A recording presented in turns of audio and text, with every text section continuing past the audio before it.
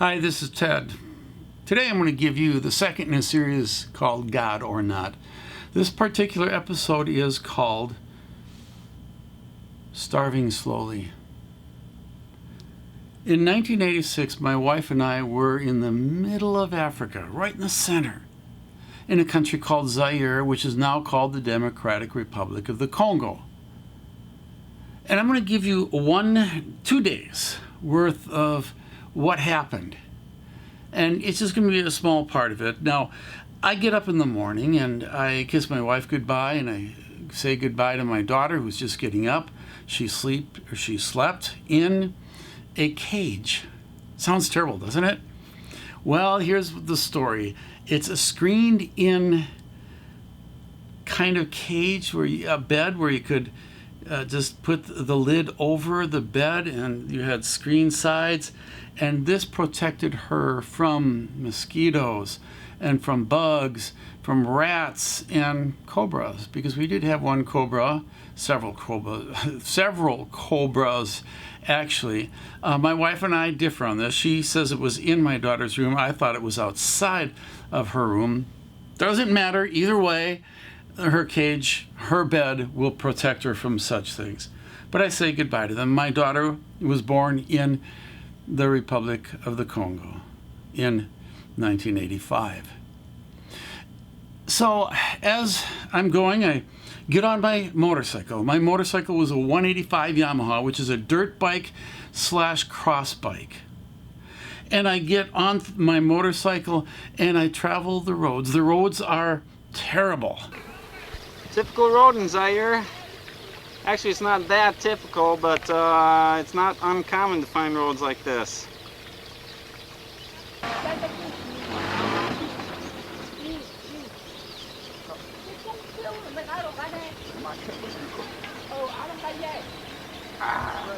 Okay.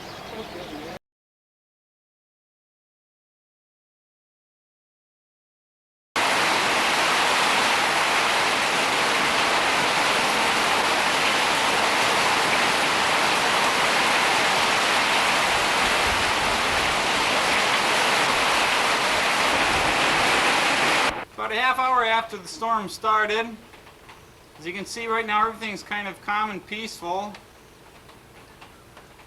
And it's a good 20 degrees cooler, which is really nice.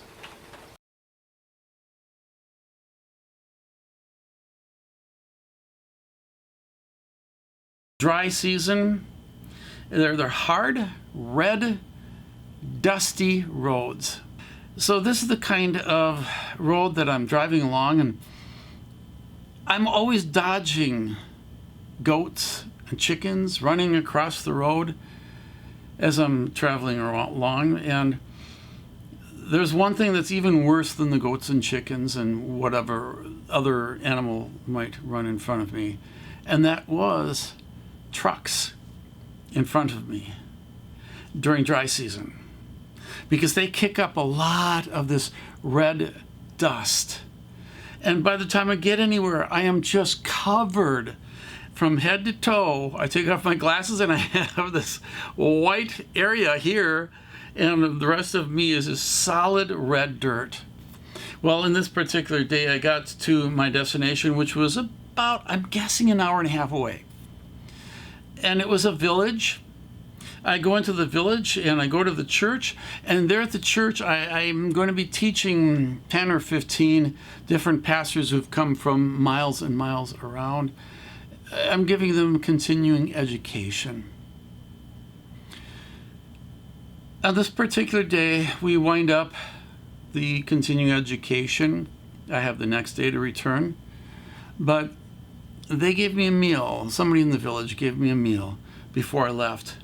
And that meal was pondu, which is manioc leaf, pounded and pounded and pounded with bila oil, which is palm oil, and pounded and pounded and pounded. And then these little tiny fish, sometimes you throw those in there as well, and you have a meal.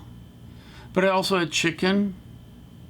I'm sure one of those chickens that didn't quite make it across the road was served up. And also some fufu, which is a corn-based something or another.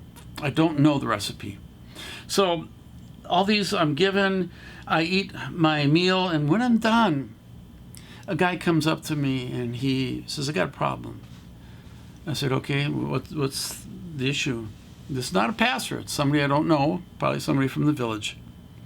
He says, I haven't eaten in 27 days. Now, right away, I realized this is not normal. This is highly unusual.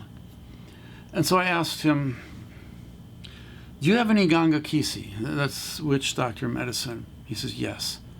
I said, well, can you bring it here? We're going to burn it, and we're going to pray. So he did that. He brought this, just a small vial of black powder, and we threw it in the fire. We prayed, and he left. Now, the next day, I had another lesson, few lessons to teach. And when I was done, I saw him. And I said, hey, by the way, were you able to eat? Yeah.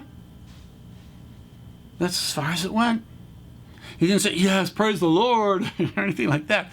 For all I know, I don't know if he's a Christian or not, but he definitely, it made a difference.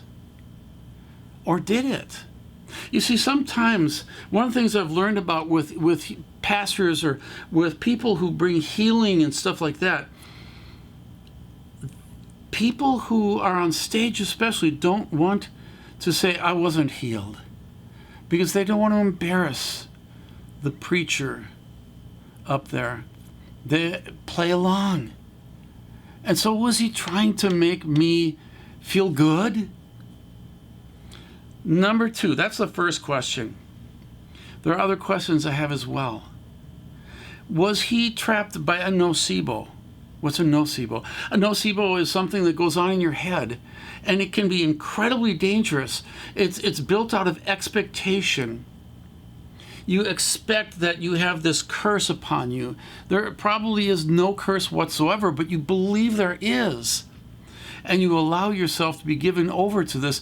And the more you buy it, the more you hold on to this nocebo, the more dangerous it becomes. Even to the point of death. Was he trapped by a nocebo? Or was he trapped by Satan himself? And along those lines. And this, I wondered when I was there. I wondered, and I didn't get a lot into the placebo effect back in those days, but I still wondered, is this all in our mind?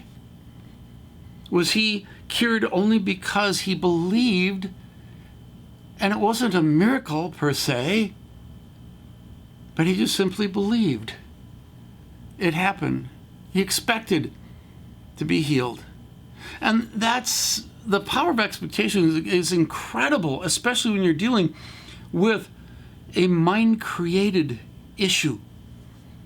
So are we dealing here with a power dynamic, a spiritually powered dynamic? Are we dealing with a human response? That's question number 2. Finally, question number 3. Is it possible? Did Satan use a nocebo? Does God use placebos? I leave the question in your hands. This is Ted.